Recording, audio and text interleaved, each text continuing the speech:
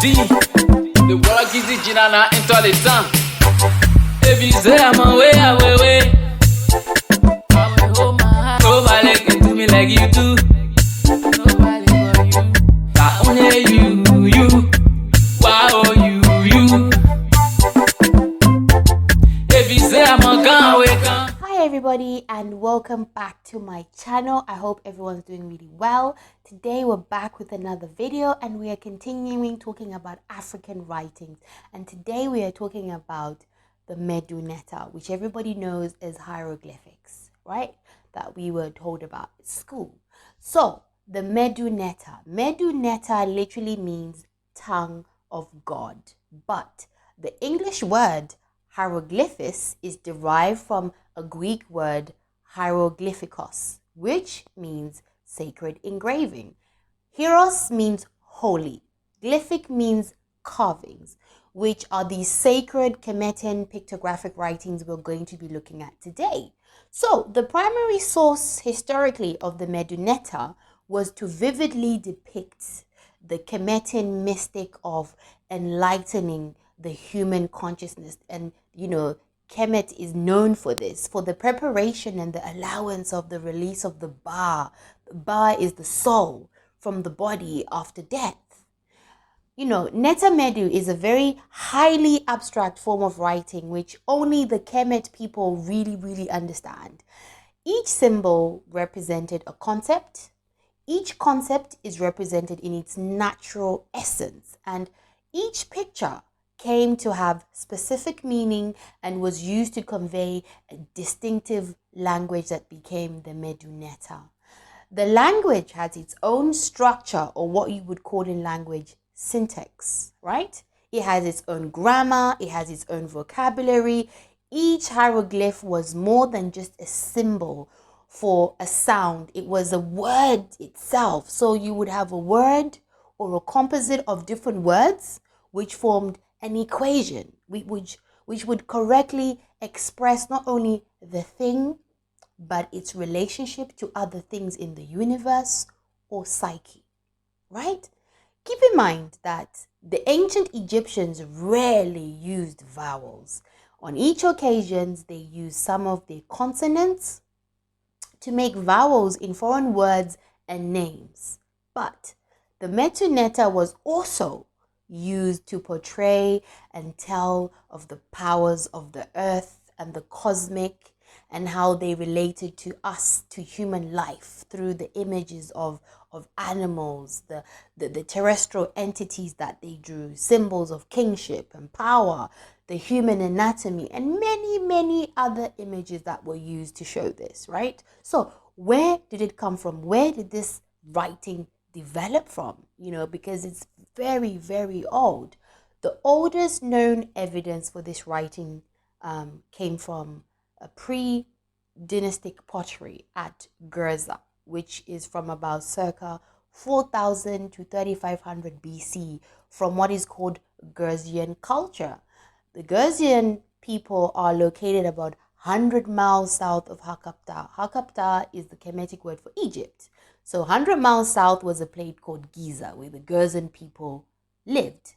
Other inscriptions were found at Gebel Sheikh Suleiman, which is a rock mountain near a place called Wadi Halfa, which is a northern town in Sudan, near the border of Egypt. And this was found in 4500 and 3500 BC from what they call Nubian A group culture in Nubia. So the oldest next form of Medu dates between 3300 and 3200 BC and was found in Abdu, on the tomb of the Scorpion Sultan, who was one of the first rulers in Upper Egypt. These texts were also found in Abydos, on one of the oldest cities in Upper Egypt, and these texts were found on clay tablets that recorded oil and linen deliveries. Wow. So let's go to 3100 BC and 500 AD, around that time, between those times, during the dynastic period. Medu was also used on the oldest of all historical text, which is called the Narmer palette, and was also used for spiritual texts, pyramid texts, coffin texts, scientific texts, spiritual texts, and administrative papyri. So we need to look at some ancient Medu scripts and try to understand them, just by looking at them and seeing what can we learn. Remember, when learning the Medu scripts, always bear in mind that the individual symbols or hieroglyphics can mean many things depending on the context in which they are written. Some hieroglyphics indicate certain sounds, the way letters in the Roman alphabet do. For example, in this picture, the symbol for hand that you can see here roughly corresponds to the sound of the letter D in English. This picture that we are looking at literally says words matter. That is literally what it's saying.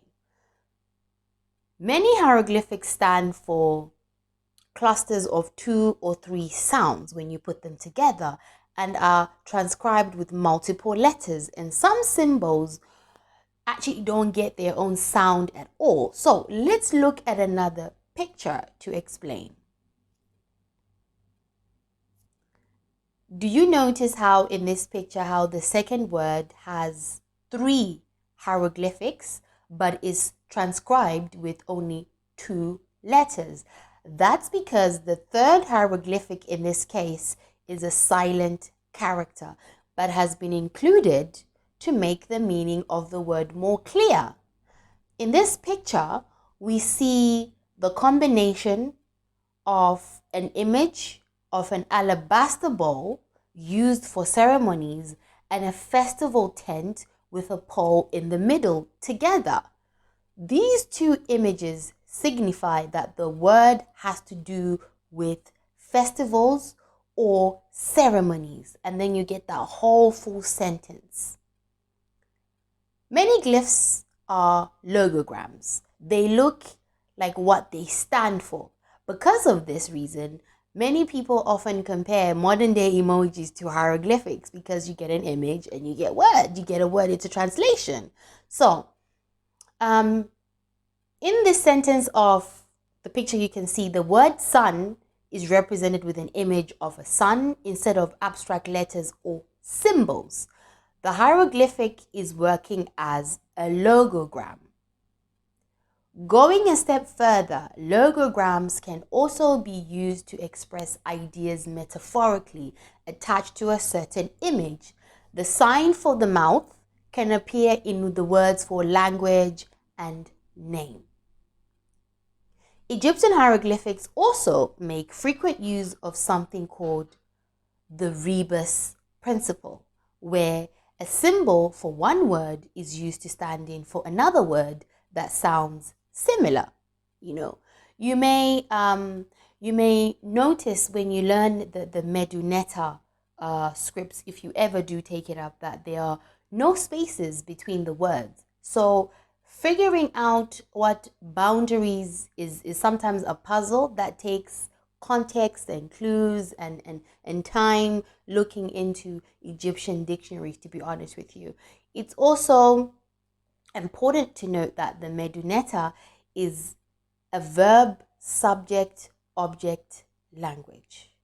So this means the verb will always come first in the sentence, followed by the subject and then the object. With all of these rules in mind, let's look at some examples of how it all fits in together. How does it all work in together? So let's look at that. Here is a sentence of how to say thank you. You can see from the images. So we're showing examples. Let's try and learn simple sentences, right? And then we have here how to say I love you. Medu used 2 genders in its writings, which apply with second and third person pronouns. If you wanted to write I love you to someone, then you would need to specify their gender like this in the picture, where we have female and male. for a more neutral way to say I love you, or a more group way to tell people that you love them, there is a way to pluralize this phrase. The script would be identical to the feminine form that you can see, but you would have to add 3 vertical lines under the last sign to indicate the plural. So let's move on to the Narmer palette. The Narmer palette, which are some of the earliest Medu inscriptions ever found, we are now going back to about 3200 and 3000 BC. Let's look at what they look like,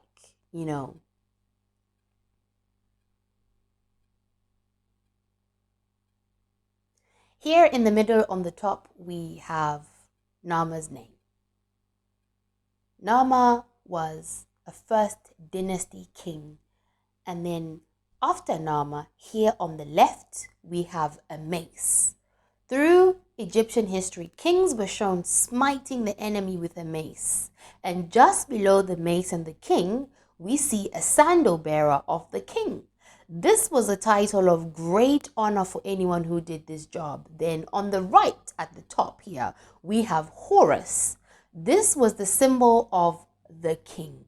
Below that, we have 6 papyrus plants. These are symbols of Lower Egypt. And then below the 6 plants, we have an enemy, or the enemy being grabbed by the hair by the king and then being smited by the king with his mace. And then at the bottom here, we have dead, conquered towns. So the palette, the Netta palette, is something that was carved of a single piece of stone, which is called a silt stone, right? Which is a sedimentary rock. A palette was commonly used for ceremonies in the first dynastic period of Egypt. There were 2 types of palettes. There were ceremonial and practical palettes. If the palette is carved on both sides, it meant that it was created for ceremonial purposes instead of practical purposes. Palettes which were made for daily use were only decorated on one side. The Narmer palette is intricately carved to tell the story of King Narmer's victory in battle and the approval of the gods and the unification of Egypt. I think the Narmer palette is absolutely stunning and astounding. And I hope from this video that if anyone wants to learn this amazing Medu scripts, I have attached a PDF just in the description box you can use to just see the visuals of the Medu and try and learn or research on our languages. We are a people with such a deep history. We cannot begin to imagine our greatness, as most of it was destroyed. But with what we have available, there is no reason why we can't reclaim our greatness. These languages need to be learned, relearned, retaught to us, to our children. I hope you enjoyed this video, and thank you so much for watching. Don't forget to like, comment, and subscribe to my channel, and hit the notification bell because you don't want to miss any of my videos. And thank you so much for watching, guys. Thank you. Bye.